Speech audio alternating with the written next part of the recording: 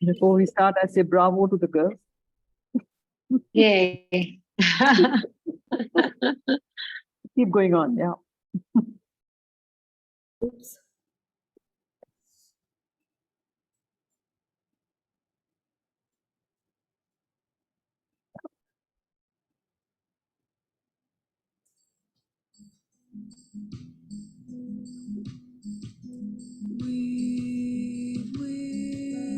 Weave it together,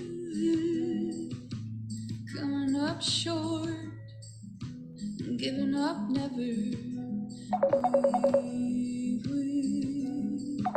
it together, come along, come along, come along, come along.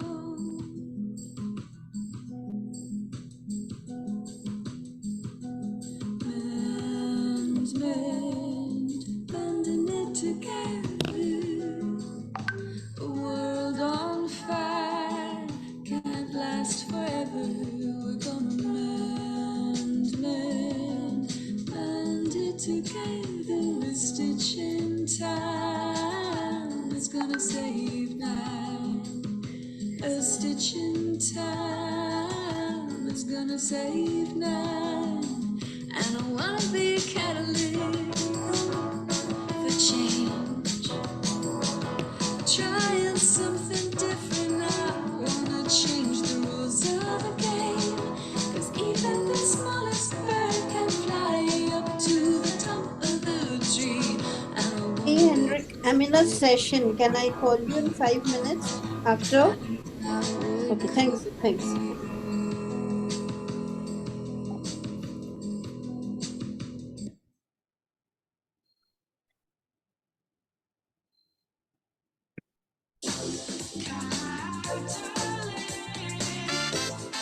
Welcome to Catalyzing Change Week. This year's Catalyzing Change Week is about solutions from the front lines by social innovators. In 2022, Catalyst 2030 concentrated its efforts on bringing proximate leaders and frontline solutions to the forefront. Collaborations led by members from the Global South produced groundbreaking reports on climate and transforming education, with an emphasis on offering local solutions. We continued our mission to create an enabling environment for social entrepreneurs to flourish by initiating a letter to donors, signed by more than 1,200 social entrepreneurs and innovators. The Catalyst 2030 awards ceremony was spectacular, and the awards themselves welcomed by the private sector, governments, multilaterals, and donors. Catalyst 2030 as a movement is disruptive. One of the best things I think that's come out of Catalyst 2030 so far is incredible collaboration across the ecosystem that just didn't exist before Catalyst came into being. The thing I love most about Catalyst is that it's an open movement for social entrepreneurs around the world. I'd encourage anyone who's looking to be more connected with their local communities around social development goals to come along to Catalyzing Change Week. Welcome to Catalyzing Change Week.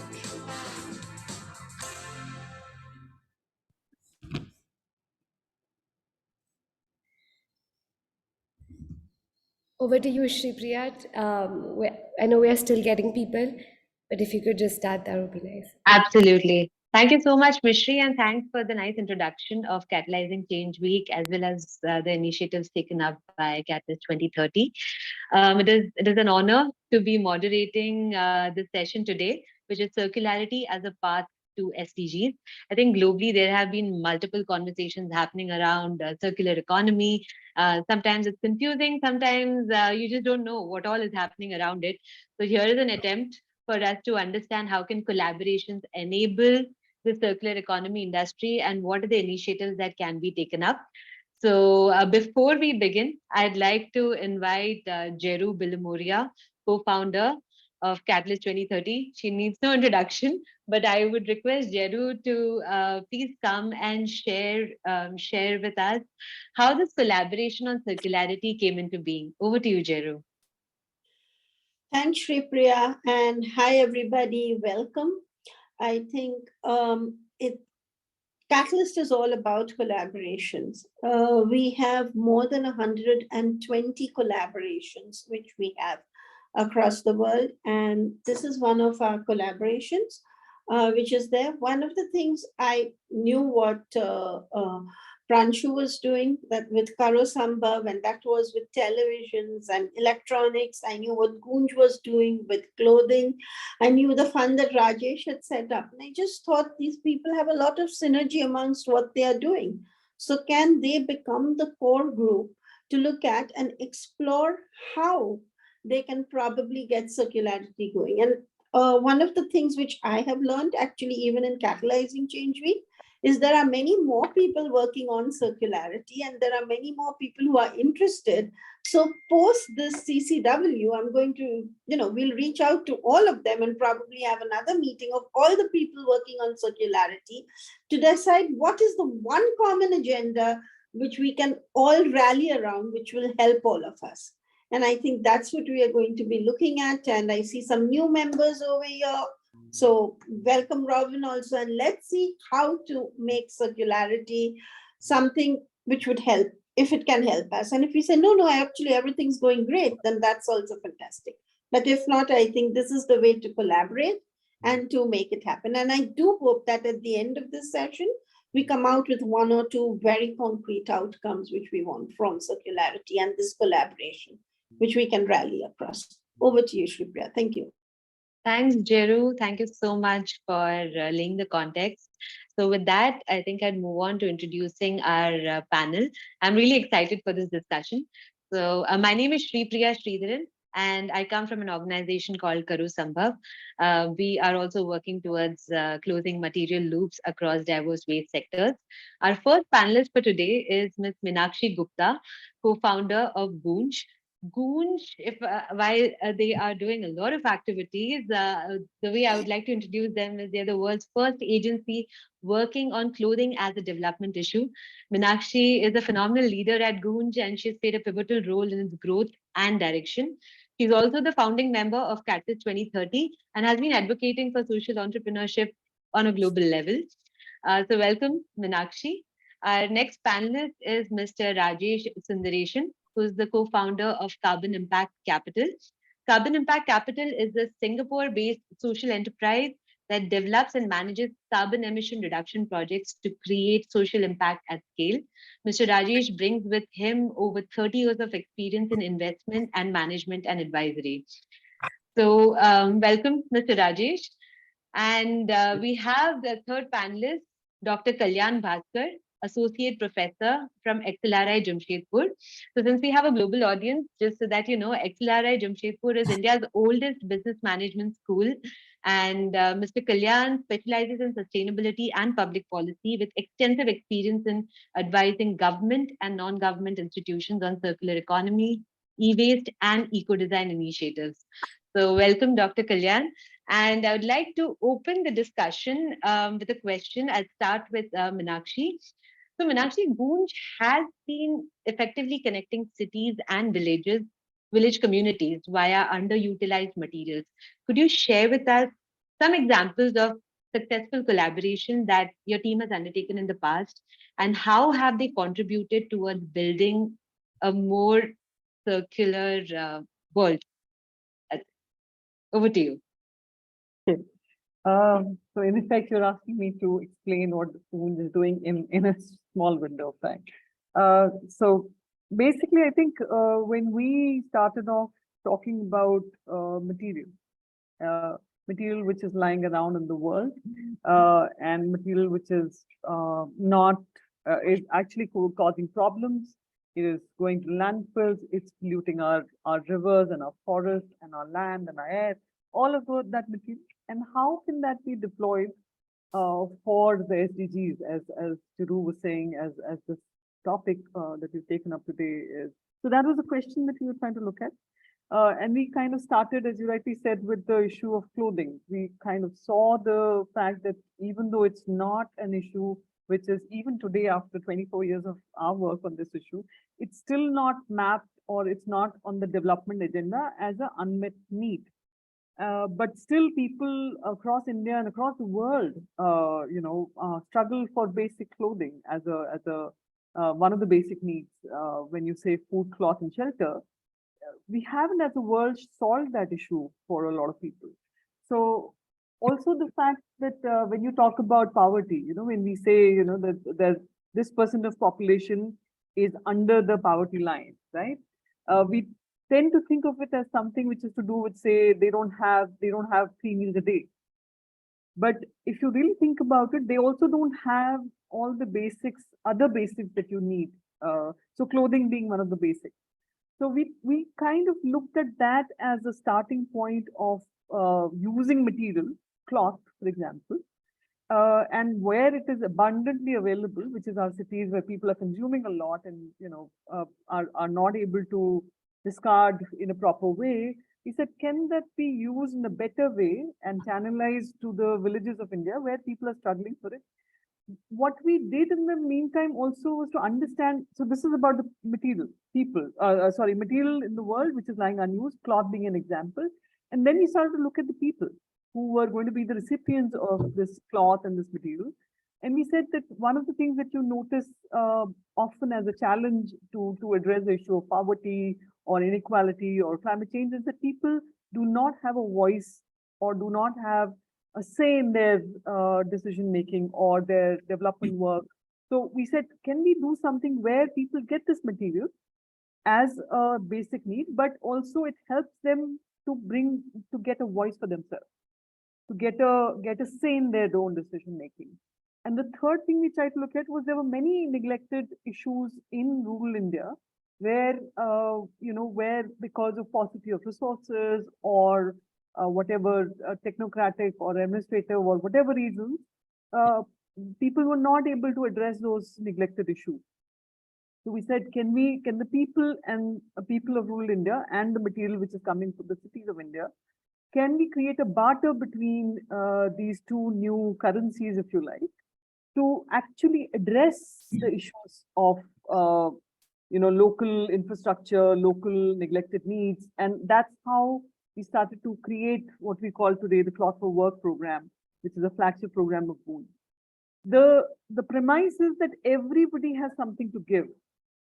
And if you start to think of it beyond money, everybody, whether it's a household in India, has something to give, which is their surplus material, whether it's a corporate or a FMCG company, they have their stock, extra stock, or if it is exporters, if it is any entity has some material to give, some time to give. So if you think of currencies beyond money, we started to expand the things which can be used in a non-monetary way, but it can be focused on solving the development issues to do with poverty, to do with lack of infrastructure building, climate action, all of those environmental issues, infrastructure issues, sanitation, education. It became, we kind of looked at material as a sector agnostic tool to unlock a lot of issues which were being faced by people.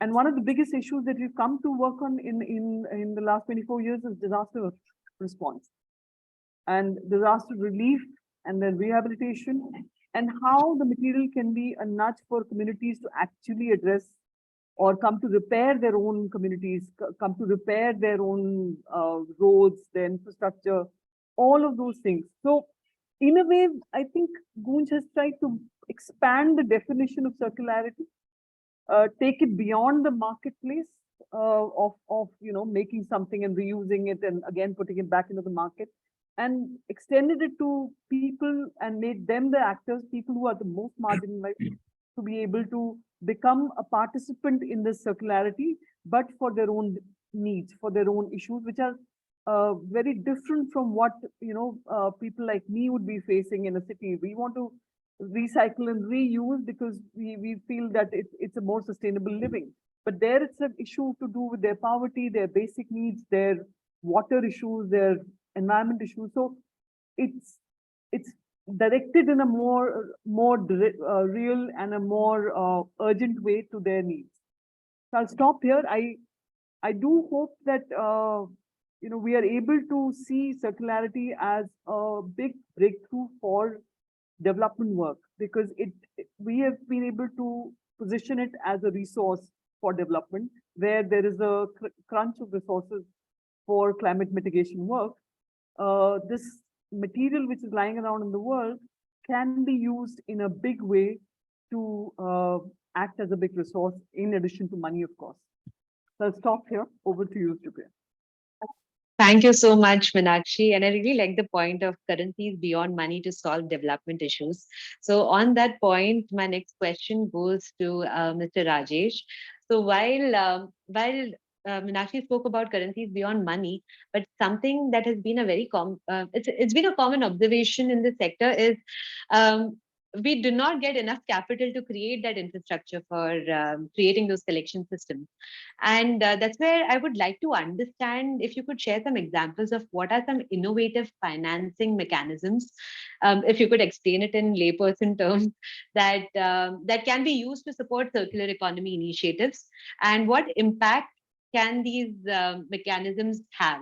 Because I've heard of some of the investors also talk that the investment in circular economy or sustainability is quite counterintuitive. So I'd like you to shed some light on what could be the funding mechanisms here. Over to you. Sure. So, I mean, as one thing that taking off from where Meenakshi said, which is that, it's circularity actually solves multiple issues, which is one is, on the climate side, second is on the social impact, and third is the capital. And that is an innovative way. But for a large amount of money to flow in, unfortunately, the world, you have to align the green, greed, and good, as we say. The money that is chasing after profits, it needs to be aligned in terms of the objectives for good and for what's good for the economy. Unfortunately, that doesn't happen. And I think that's where some of the policy initiatives become very important. And it could be that the governments introduce policies for their own countries. For example, India introducing the EPR did help a lot in terms of recycling of plastic. So then you have at least some money going in from the corporate sector going in.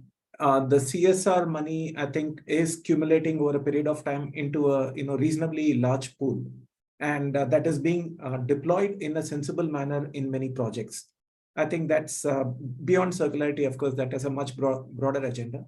The third one, which obviously our companies more actively involved, is in carbon markets.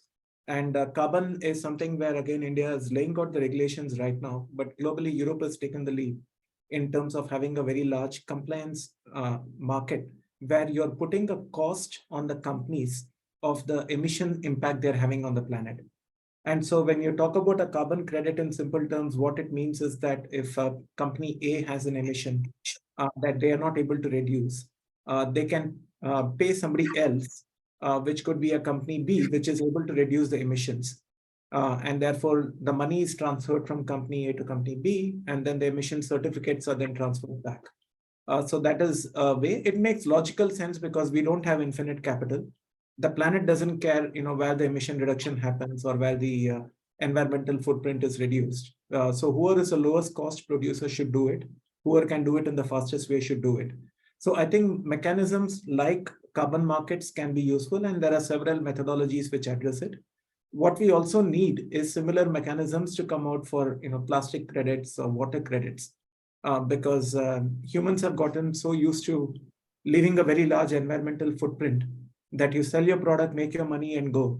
But people have not been really thinking about how to reduce your footprint on the economy, how to recycle it. So I think policies definitely help. We cannot just rely on charitable contributions.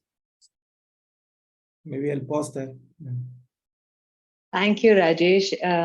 I think, yeah, you did make a fair point on the carbon markets and plastic credits, and water credits was interesting. I'd like you to delve on it a little more later.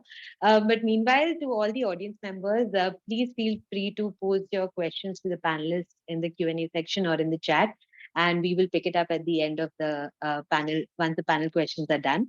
So my next question goes to Dr. Kalyan Bhaskar. So I've had the opportunity to be a part of some of your projects and discussions before, and I remember you mentioning about the wicked problems that surround this waste and circular economy industry. So could you shed some light and share with us what those problems are and what are some of the solutions that probably can address those challenges? Over to you. Thank you, the Team Catalyst, and thank you, Shripriya, for inviting me for this interesting webinar. Now, I must admit, and I must share with the others, that just like you have the concept of substitutes in football and in cricket, so I am that substitute who was not supposed to be on ground, but now, given a 3 hours lead time, I have to be on ground and I have to do justice to the topic. So, on the topic of circularity and wicked problems, so the idea that we discussed, in fact, 2-3 key points I would want to share before I want to come to the topic of wicked problems. Often when we assume something being recyclable and something being actually recycled, now these are two separate things. Often when we assume, somehow there is a notion that everything can be recycled, that we buy a plastic bottle and it mentions that 100% recyclable. And perhaps that somehow convinces us that, okay, it is actually recycled, but something being recyclable does not mean it is actually recycled. That's one distinction I would want to perhaps make. The second thing is maybe a question for more of us to think. Is a 100% circular economy, is it possible? Can we recycle all types of waste? Now, Gooj is an organization that we have a tremendous respect for. But the type of waste Gooj deals in, cloth waste, has different physical and chemical properties, which makes maybe recycling slightly easier, if I were to use that term. But if we were to talk about, let's say, electronic products in which your organization is dealing, Shripriya, the idea that all components of electronic products offer e-waste, for example, rare earth metals or precious metals or plastics and glass, whether they can be actually recycled, is something we have to think. Whether can there be 100% circular economy anywhere?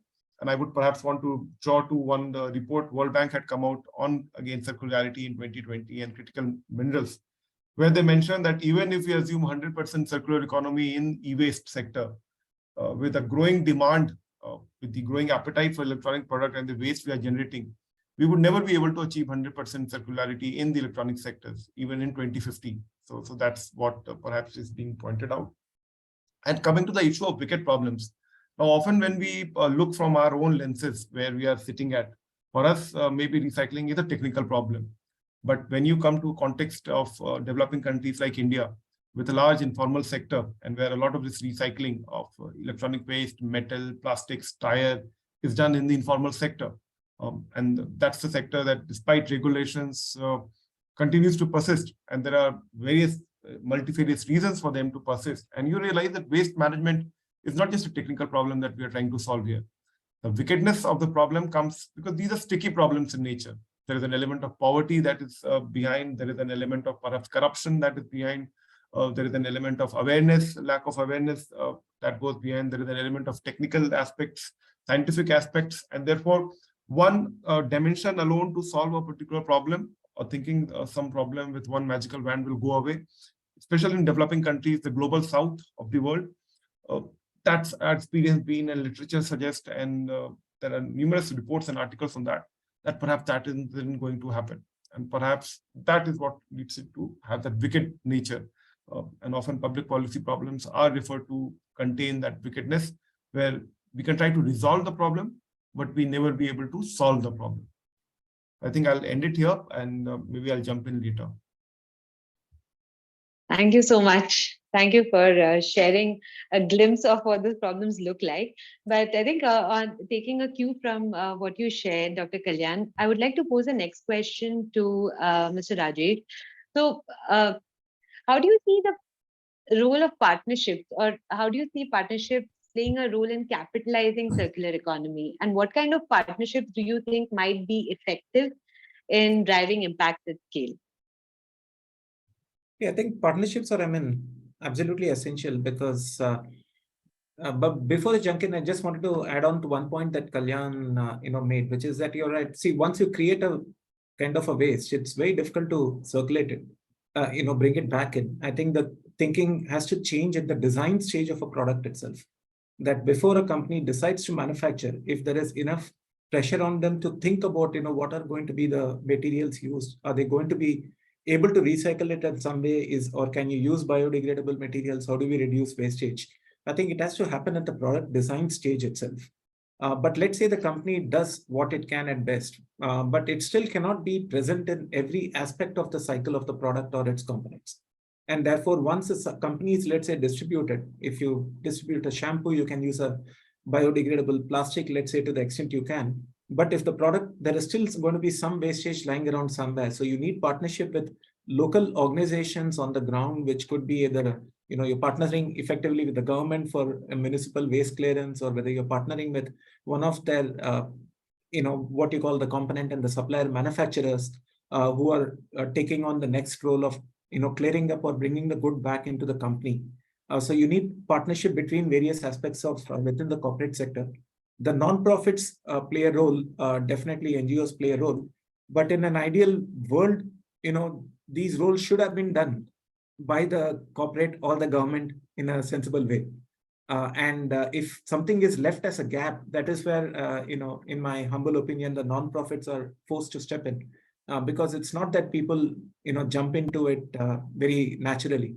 You really have to be moved by a compelling need in the, the society that you see, that people are stepping in. So in an ideal world, if you can solve the problem at a design stage, identify who are going to be your partners at every element of that product's life cycle, and then you need to then enter into some kind of a processes or agreements upfront to take care of it, because otherwise it just tends to get lost. You just throw it into the bin, and then what happens?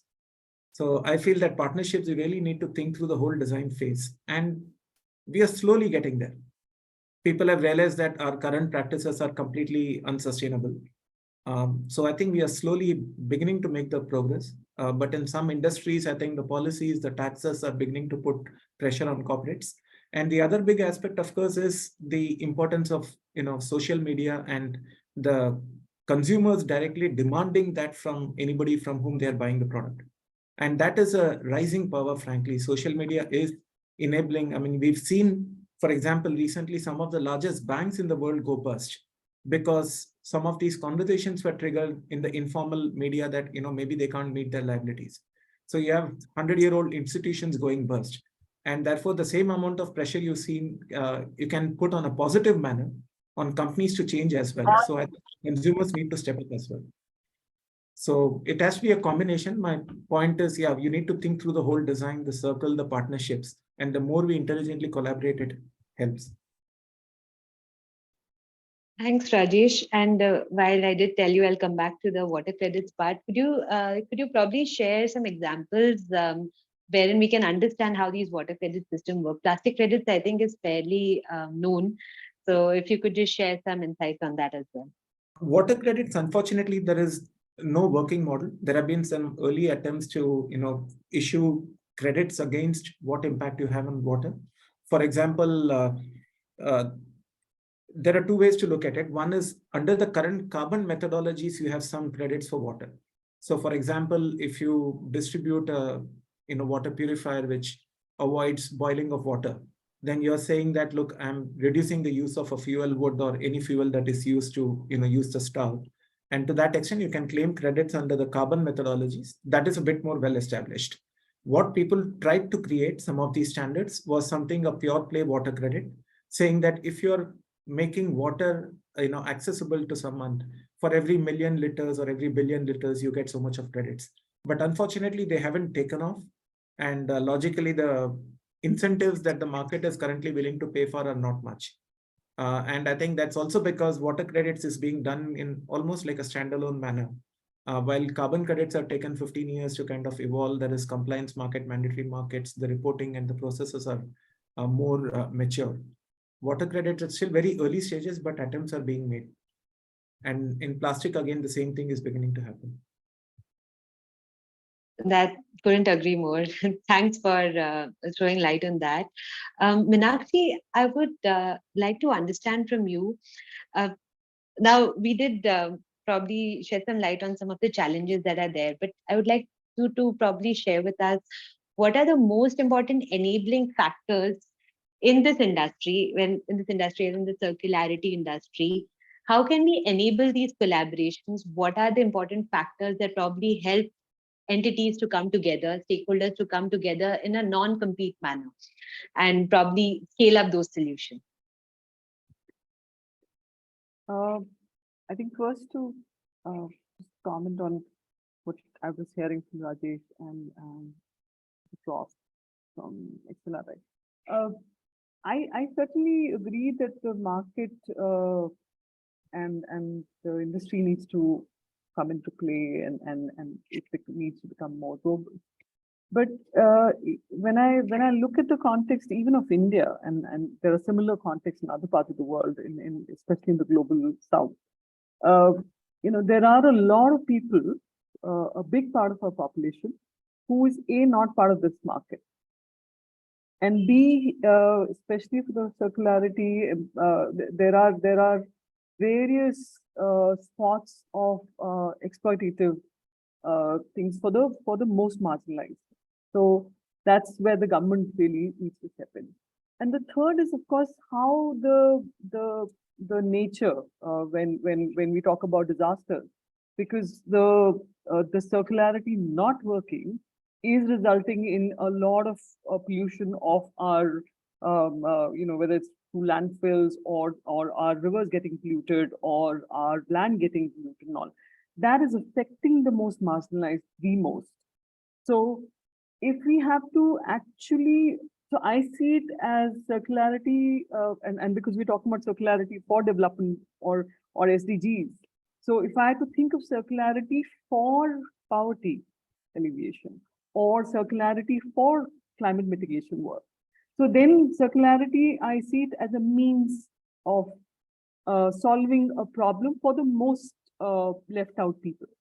And in that sense, I think what has been kind of what probably needs to be brought in, and to bring in your question about what would be an enabling fact, is that we don't leave it only for the market or the government to actually do it, because I think I mentioned somewhere else also, the IPCC report talks about the fact that everyone needs to get involved in climate mitigation. By everyone, they mean everyone, citizens, everyone needs to get involved. And so therefore, circularity is not something, or if it's a means to connect with climate mitigation work, it cannot be just the market or some corporates or some key players to do that.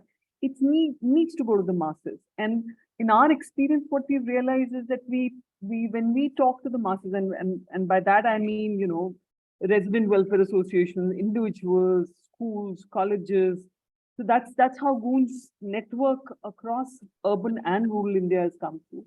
Because people understand that if they don't change their practices on a day-to-day basis around how they're consuming and therefore asking the corporates, the various brands, to be more responsible in how they design their products and how they produce, and how they are actually being responsible even for discarding or taking care of things like electronics and all. It is a push and pull kind of a thing, which also the market will bring in, but there needs to be a larger involvement. That's been our experience with it. Citizens do respond to that kind of ask or a narrative, rather than a very, and that's just purely coming from our experience. When you engage a citizen or any institution in a very transactional thing about, I will give you this, so therefore you do this, it becomes a very, okay, so what am I going to get out of it? But I can tell you, we every year we have people coming to the Goonj offices across the country, bringing their stuff to us. We are not paying them anything. We're not doing anything with them. They are bringing their all kinds of material, and I'd like to tell the prof that we started with cloth, but 5,000 to 10,000 tons of material every year. All kinds of material, right from household material to tiles and construction material, if you please. So it's furniture, construction material, all kinds of computers and electronics also. But people bring it to our offices. Now imagine, why are people doing it? Because they believe that there is something which it can achieve in a bigger manner for the development of the country. And it can bring up sustainability for all of us. So I think the narrative needs to be much bigger than, yes, the market needs to come into play, but we need to believe that everyone needs to play a role. So I'll just stop with that. Yeah, absolutely. If I may just add on one point to that. I think, people often talk about, in Hindi, we say Samaj Sarkar Bazaar, which is you have the society, the government, and the market. But I think one thing which doesn't get a voice is nature, Prakriti. And that definitely all three of them need to own it up. We cannot leave it on the other faction saying, the government will take care or market will take care or the society will take care. I think each of us need to bring that into every discussion and really speak on behalf of the planet as well. Couldn't agree more. And I'd like to just add to both of your points, Meenakshi and Rajesh. So even with Karo Sambhav's initiatives on the ground, something that has evidently come out is a majority of population, and at least I know for sure this happens in the Indian context. It might be applicable for other developing nations as well. People don't really think they are producing waste. They definitely see a value in that waste. And while today we give it a name called incentivizing, but they expect some value to be paid against, even if they're coming and depositing their electronic waste onto our centers, right? I mean, very few would be there ki like, nahi, aap rakh lo. Even for a broken phone, they would expect something in return. But while those exist, it would be it is what it is, and we have to address it as it comes. So there are mechanisms in place right now which is helping us create those efficient collection systems. But I'd like to pose my next question to Dr. Kalyan is what are the kinds of cross-sector collaborations that are necessary to address the challenges that come along this way? Thank you, Shreepiya, for that question. And I think, again, before I go to cross-sector collaboration, we need to first understand why do we need to collaborate for circularity, and then what is cross-sector collaboration. I think at one level, and again, for this, I would also want to draw on the comment Jeru had mentioned in the comment box, that can we come up with 2-3 doable actions from this webinar, the time that we have. I think one thing that we should first try to understand from a governance point of view, that we are talking about problems like, let's say, waste management, or even let's say climate change or resource depletion. Now, these are largely what you can refer to as societal problems or national problems, perhaps, or let's say problems that transcend national boundaries. Now, what incentives do individual firms have to solve such societal problems? Unless we come out with will solve that problem, then why should individual firms care about larger societal issues or larger national issues? Or why should Samsung, for example, a Korean company, think about what's a waste management problem in India? How much does Indian issues matter to a global company like Samsung? So unless we solve that problem, that dichotomy will always exist, that individual firms will have less inherent incentive to work on larger societal problems that transcend their boundaries, and problems for which the organizations have not been set up. Understand that, again, we are coming from management school, and the whole concept of management was not to solve large societal problems. It was to produce something from a business problem. You identify a need and solve that customer need. It wasn't, the organizations have not been tailored to solve larger societal problems. So what can work in that case? And as Rajesh mentioned about those 3, Samaj, Bazaar, Sarkar, these society, markets, and governments. So in case we want individual companies to solve these large societal problems, we need to collaborate. There is a need for alliance. There is a need for partnerships. And that partnerships can be between same sector firms, let's say Pepsi and Coke collaborating, or for example, Pepsi and government collaborating, a sort of a public-private partnership, or let's say Pepsi and informal sector collaborating, or NGOs collaborating. For example, multiple types of partnerships can exist, or these partnerships can also transcend national boundaries. Firm in a country, India, can collaborate with firm, for example, in Germany. So those alliances are necessary to solve these large and complex problems. So that sets in the need for alliances. And there again, with alliances, there is little domestic regulations and policies can do on this. Because if you have to incentivize firms, you can have perhaps some sort of carrot and stick approach, some subsidies, some incentives, some penalties, some fines, some regulations. Some of it can work, but then you perhaps also need some sort of shareholder activism or stakeholder activism, where they go in annual general meetings and investors go and investors nudge companies to action. Or you have a visionary leader who then drives action or who drives change from within, where you don't need external triggers perhaps for that. Or you can have, again, customer pressure.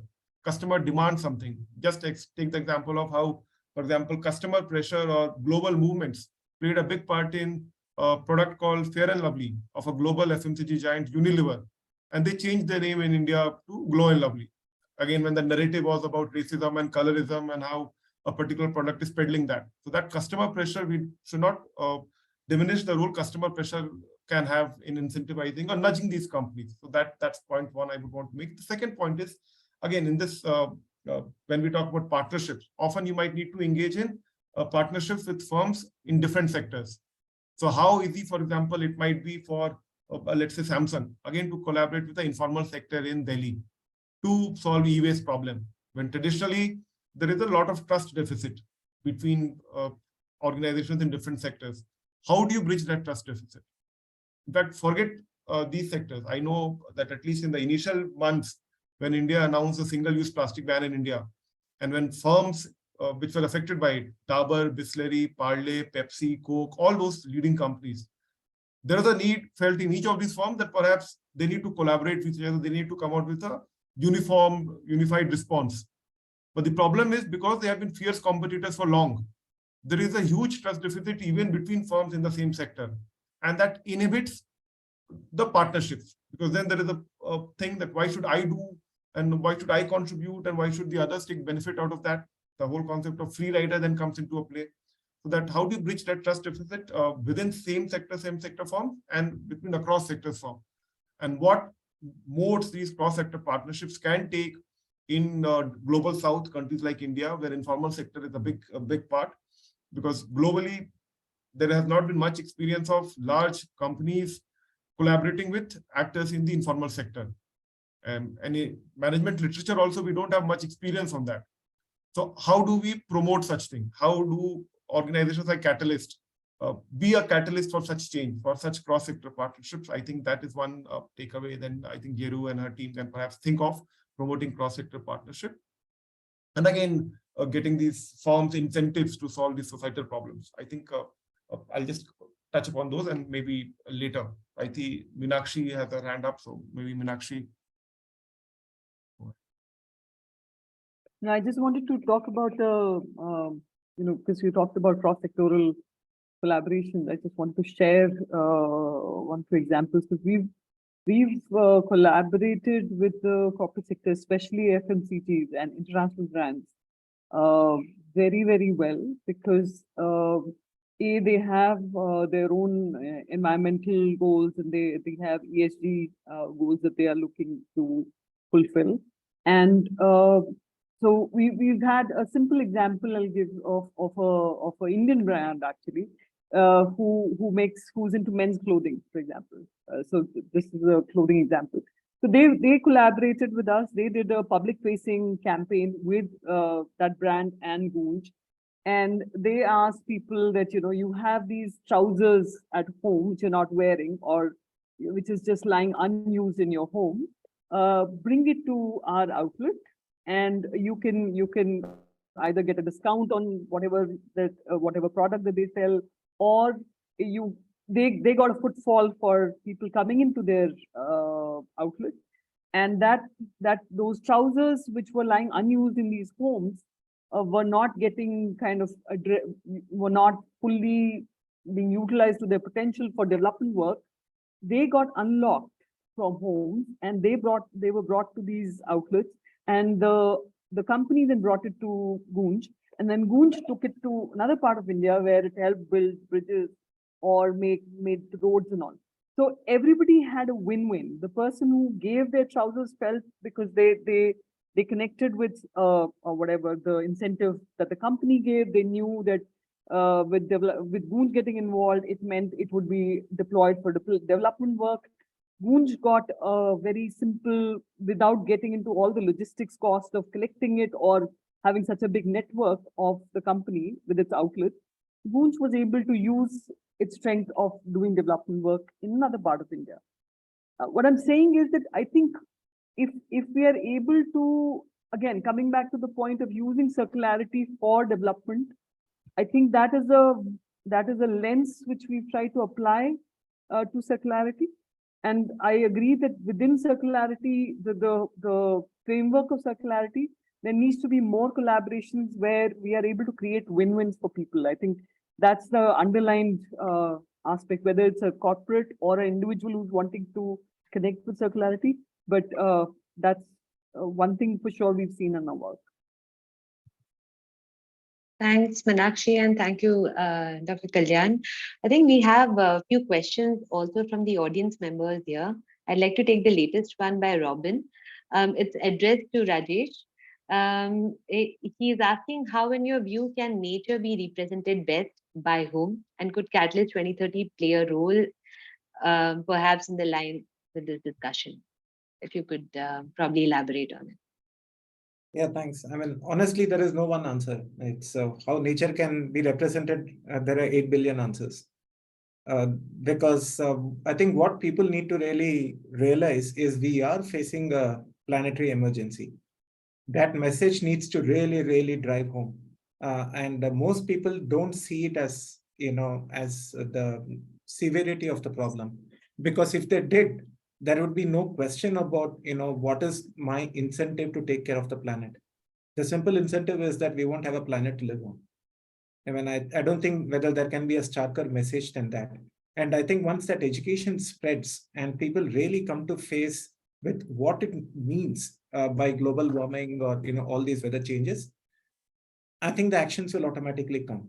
Most people are right now in a completely laid back mode. And I think that conversation, that education needs to happen. That is one. If that happens, automatically people will come out with their own solutions for what footprint they are having on the planet. And so I think the answers literally can be, 8 billion people coming in. What I put there as a symbolic note, for example, in that chat in response to 2 takeaways that Jeru asked for. So I put 2 suggestions there. One is to symbolically remind ourselves that somebody needs to represent the planet.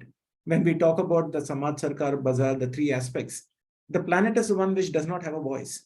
And therefore, in every conversation, whether it is your corporate boardroom, you walk in, put a planet out there in the meeting before in your discussions, or whether it is in a societal meeting where you're organizing a birthday party, and throwing around gifts or blowing balloons, just have some representation to say that, look, have you thought about what footprint we are living on the planet? So that is something that I left as one suggestion. So long answer, Robin, but I really feel each person needs to really think about what can I bring to the table. And I think please go ahead. Let me play the devil's advocate here and let me try to give a counterfactual to what Rajesh mentioned. So Rajesh mentioned, I think that if we make people aware, that action is bound to happen. Now, I'm going to perhaps give some examples to say that this linkage between making people aware and then action would follow. There have been multiple instances from past in India, outside India, that doesn't always follow. In economics, there is a classical theory, group irrationality, that individuals as groups, group behavior is often irrational. So I can make you aware, and still you will do the things that you're not supposed to do. That awareness action gap always exists. In India, for years, governments have been trying to get people to move from traditional biomass cook stoves to improved cook stoves. And in doing so, government has tried to focus on awareness. Government has tried to focus on subsidies. That if we give them subsidies, if we give them free cook stoves, if we make them aware about the impact of inhaling this smoke, people will automatically switch to cleaner stoves. And it's been 40 years since the first such policies were launched. And still today, more than 70% people who use biomass cook stoves use the traditional biomass cook stoves. So that awareness action doesn't always translate. So you can make me aware, but I can still do. For example, of the 20 odd people we are here in this webinar right now, if I were to ask how many consider ourselves to be environmentally conscious, aware, maybe all of us will raise hand. But all our actions, purchasing behavior, does it reflect our behavior awareness? Perhaps not. All of us, if we are using, for example, those wireless earpods, Apple earpods, Samsung earpod, or whichever company, those are the most difficult to recycle earpods, difficult to recycle pieces, and still we are using it. So I can claim that I am I think, environmentally conscious consumer and still use the environmentally damaging product. Maybe because my purchase intention is not only driven by my environmental consciousness.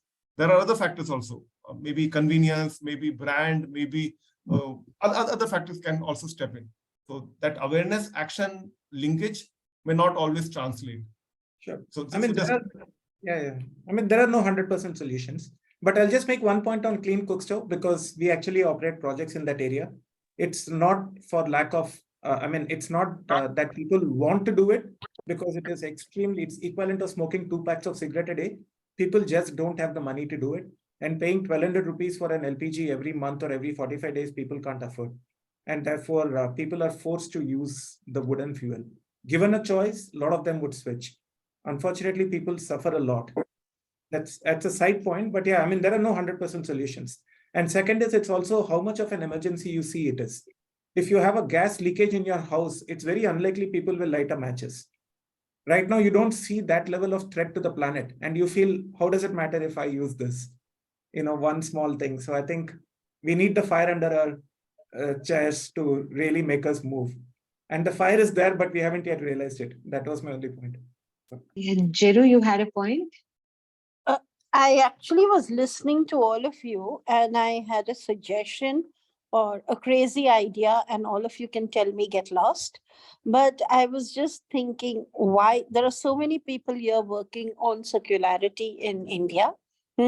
And I think we don't know all, so we can actually, why can't we start a Diwali donate or donate Diwali campaign where we do what you all said? Why don't we go to every single major shop or mall? We seem to be having lots of those nowadays, which become collection points for things. People throw away lots of things at Diwali. And we can make a list of a Diwali donate. And maybe if you donate 20 articles, you get a €5 discount. Anyway, everyone gives Diwali discounts. And they can be all used post Diwali. So the shopkeepers will like it because nobody goes after Diwali. So we can conceptualize a campaign, and if we have something, also link it to marketing to create all the concepts you all are talking about, that every action matters, or you all are the experts with the messaging. But what's happening is that what I'm hearing is cross-sectoral. Together we can create a huge campaign, and it could be your spare tires, spare clothes, spare TV, because I know Gautam, you've also put in the chat, spare many things, I don't know. And then we can make a list, put it, and then it becomes an inservent, and it's a campaign, and it's only till Diwali. And if the shops or malls give a discount, it's for post Diwali. And then if it works, then we can take that as a campaign to replicate in other parts of the world. It could be with Christmas, it could be with big festivals. I'm just calling it that, and we can look at it. We can also do it not just in India, but in the US also, in Indian shops, etc., where we can see. I don't know how it is shipping overseas, what happens, but this is just an idea listening to all of you. It could be a very concrete action, which we try and see how it goes. So that's my 2 cents worth. And if it's useless, I apologize, but here's something. We actually do that kind of a campaign. We try and talk to people about, because everybody tries to clean up their homes and everybody wants to, whether it's Diwali or Christmas. And just to sort of share a story about what festivals could mean for people, people who don't have cloth. So this is a story from Bihar where Chhat happens before, I think after Diwali. There's a separate puja which happens. It's the big one like Diwali in Bihar, but people buy new clothes. So even the poorest who would like to have something new to wear on that particular festival, but because they don't have money, they take a loan from the money lender to buy those clothes, and they get into debt, and that debt they're not able to pay up. So when they got clothes from Gunj as a kit, everybody in the family had new clothes on the festival time, and they didn't have to take a loan. So we don't know the linkages of where that excess on one side and the scarcity on another side. If we connect those links, it could lead to a lot of other multiplier effects as well. So just taking your example of Diwali. Yeah, no, that's fantastic. And what we are doing with clothes, we can do with electronics, we can do with car tires, we can do with, I don't know, glassware, I don't know, steel. We can look at all things, but of course we can start small. But if people agree, that could be one concrete action that everyone in this group and other people who have joined other groups India can take forward. And then we get in advertising, we get in other things to help us create that campaign in India. If you all think that's a good idea, I don't want to impose. Gautam has his hand up. Sorry, I'll keep quiet. Yeah, Gautam, please go ahead. Can you unmute? Yeah. You're on mute, Gautam. Sorry about that. Thanks for this wonderful opportunity. I just have one quick point that I wanted to share with everyone was that waste collection is one part of driving a circular change, but value addition, what do we do on top of the waste that we've collected? Do we take that waste and just clean it up and spruce it up and tidy it up and then pass it on, to the next step? Or is there some level of value addition that we are adding to it? That is something that needs to be addressed because that has a strong potential to create millions of jobs around the world, not just in the global south. I was talking to somebody yesterday in one of the sessions, and he runs a housing project for homeless people, and he just totally lapped up this idea that we can get seatbelts from, let's say, Vancouver, BC, and get those into this housing shelter in Vancouver. And all those guys who invariably end up with drug addictions and end up breaking the law for small petty reasons can be given a direction in their lives. And this model is something that really holds a lot of value. And the value addition part is what I'd like to highlight.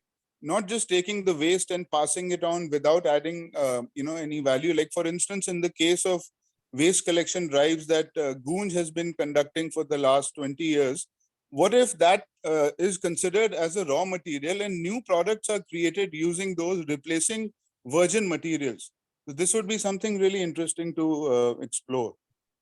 That's all that I wanted to. Thanks for bringing that point, Gautam. So just for everyone to know, there are several regulations also in place. And today, India is also working extensively on the part of creating probably a national level inventory for secondary raw materials.